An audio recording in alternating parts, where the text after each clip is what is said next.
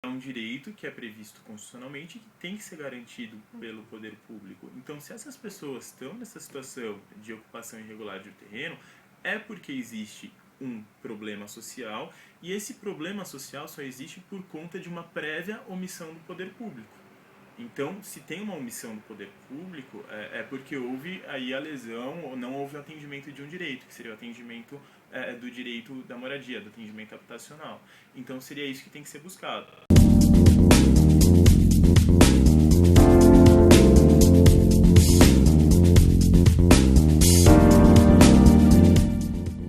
Para eu explicar o papel do núcleo, primeiro é importante explicar qual é o papel da Defensoria Pública. A Defensoria, ela é uma instituição pública e ela tem como objetivo prestar assistência jurídica para pessoas que não têm a possibilidade de pagar por esse serviço. Então, o público da Defensoria são pessoas que estão numa situação economicamente vulnerável, né? Ou então também numa situação de vulnerabilidade social. Tá? A Defensoria, apesar de ela ser uma instituição pública, ela não faz parte do governo. Inclusive, a gente pode entrar com ações contra o governo, como é no caso da moradia. A moradia está dentre os direitos que a Defensoria Pública pretende resguardar. A moradia é um direito fundamental e a Defensoria Pública tem um papel de efetivar esses direitos mediante o acesso à justiça. O núcleo, especificamente, o núcleo de habitação e moradia, ele é um órgão da Defensoria Pública e ele atua especificamente na área dos conflitos fundiários e nos conflitos de moradia. O núcleo ele tem uma atuação subsidiária, então assim como o defensor público ele pode entrar com uma ação, ele pode exercer uma defesa, o núcleo ele atua subsidiariamente onde não há defensorias públicas instaladas. Além disso, o núcleo atua como suporte e assessoramento aos defensores na área da habitação. Então o núcleo tem tanto esse papel de propor ação quando não tem um defensor numa cidade, né, como o papel de prestar esse suporte técnico específico na área de moradia, habitação e urbanismo.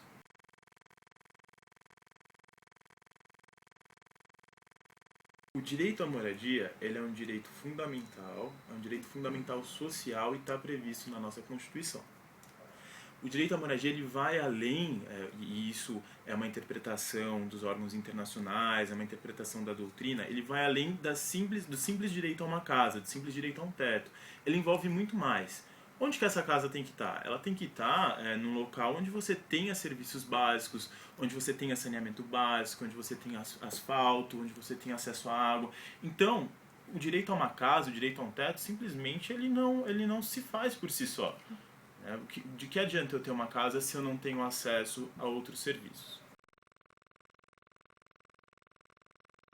Então, um exemplo de como o núcleo pode garantir o direito à moradia. Vamos supor que a gente tem uma comunidade que mora num terreno, esse terreno não é regularizado pela prefeitura e eles não têm acesso a saneamento básico. O núcleo poderia entrar com uma ação contra as prestadoras de serviço público para que fosse garantido, por exemplo, luz, para que fosse garantido o acesso regular à água, asfaltamento. Seria nesse sentido, para que todos esses outros direitos que advêm do direito à moradia sejam garantidos.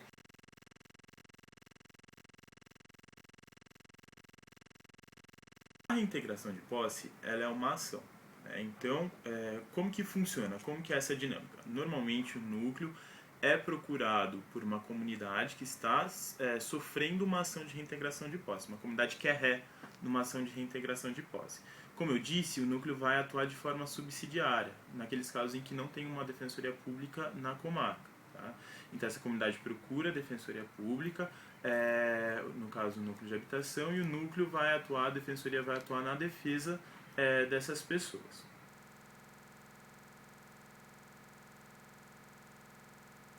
O fato é que a lei, o Código Civil, ele não define o que é posse, ele define o que é o possuidor. E o possuidor é toda aquela pessoa que exerce uma relação de fato com alguma coisa, né? E a partir dessa relação de fato, ela exterioriza poderes inerentes ao direito de propriedade. Então é como se ela agisse como se ela fosse proprietária. A propriedade, por sua vez, ela é o direito de usar, gozar e fruir de um bem. Diferente da posse, a propriedade ela não é vista a partir de um fato. A propriedade ela é garantida a partir de um registro. Então é proprietário aquele que tem o registro, né? Ele é registrado como proprietário daquele imóvel no registro de imóveis. Então a propriedade ela é garantida a partir dessa situação formalizada, né? Diferente da posse que é apenas um fato. Só que a propriedade, apesar de ser um direito fundamental, ela não é entendida como um direito absoluto. Ela está condicionada ao cumprimento de uma função social. Então, o simples fato de eu constar lá no registro de imóveis como proprietário não vai me garantir a proteção dessa propriedade. Eu tenho que dar essa propriedade uma função social, porque isso também é determinado pela Constituição e pelas demais leis. Então, se eu tiver uma propriedade, essa propriedade estiver abandonada, eu posso ser sancionado por isso, eu posso sofrer alguma penalização por conta disso, e eventualmente eu posso até perder essa propriedade. Então eu tenho que utilizar dessa propriedade causando um bem para a sociedade. E como isso seria possível? Ou mediante a utilização dessa propriedade para o trabalho, para a moradia, para o plantio. E além de tudo, como eu disse, a propriedade ela não é um direito absoluto. Eu não posso então causar prejuízos a terceiros a partir da utilização dessa propriedade. A reintegração de posse ela é uma ação judicial que tem como objetivo retomar a posse de quem foi prejudicado no exercício desse direito.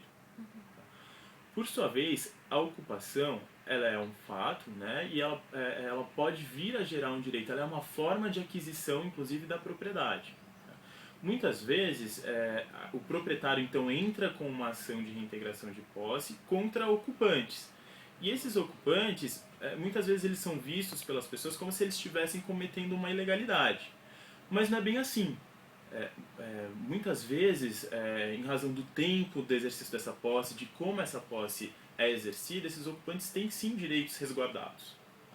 Então, essas ocupações, muitas vezes, elas são realizadas em locais, em propriedades que foram abandonadas, que não têm uma destinação social, conforme eu estava dizendo, e elas são realizadas por pessoas que não têm uma alternativa habitacional.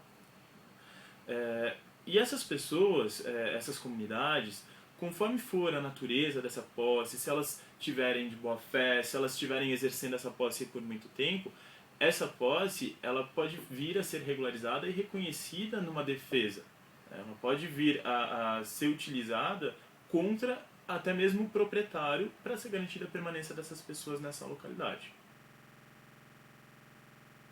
Sim, conforme eu disse, tudo vai depender da natureza da posse e também do tempo que a posse é exercida. O direito ele prevê a possibilidade de ser alegada ao uso capião quando se tratar de um imóvel particular ou a concessão de uso quando se tratar de um imóvel público. Tá?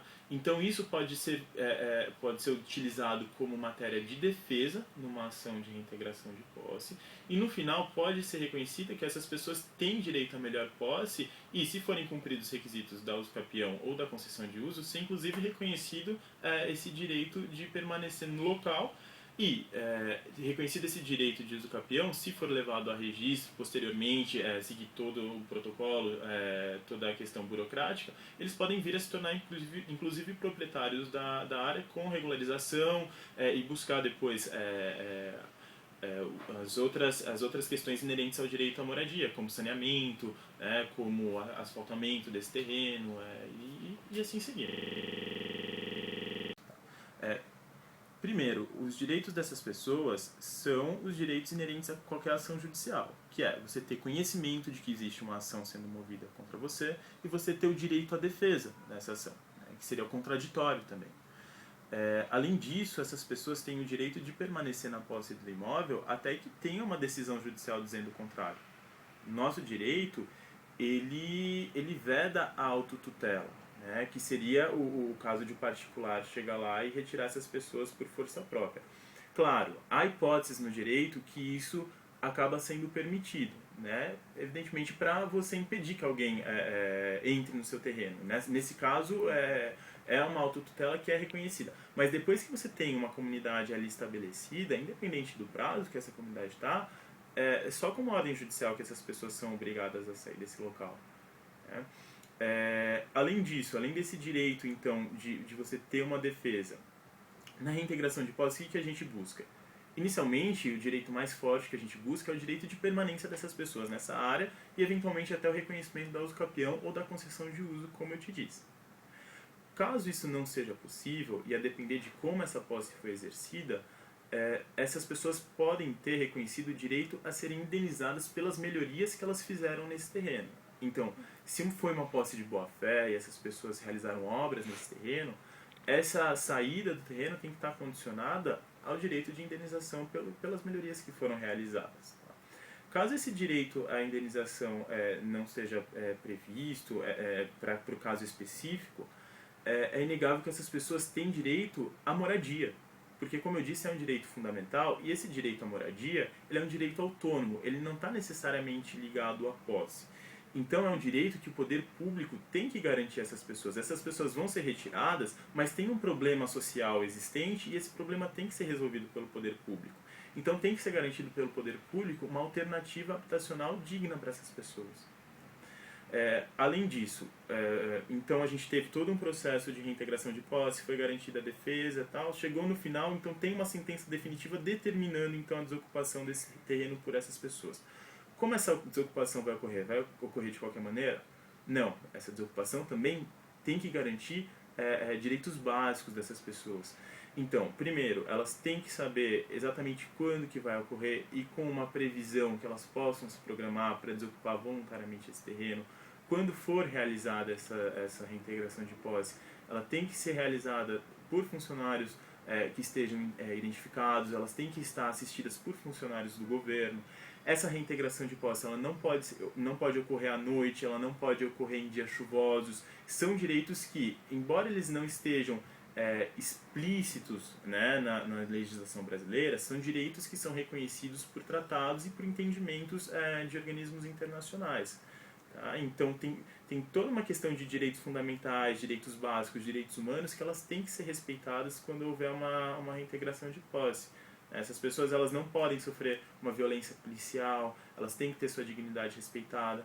Muitas vezes essas comunidades elas são compostas por crianças, por idosos, por pessoas grávidas. A gente está falando de bairros, a gente está falando de comunidades estabelecidas e que tem toda uma lógica já formada. Né? A gente não está falando simplesmente, algumas vezes, de algo que surgiu do dia para a noite. Não, a gente está falando de comunidades consolidadas que têm prestação de serviços, que têm pessoas que vivem, pessoas que prestam trabalho nessas comunidades. Então tem toda uma lógica que já está estabelecida e que tem que ser considerada e respeitada quando essa ordem de reintegração foi cumprida. Muitas vezes essa reintegração ela previamente ela tem todo um planejamento para que seja considerado também a situação dessas pessoas. Na verdade, isso é o ideal, isso é o que deveria acontecer, mas não é o que a gente vê na prática, infelizmente.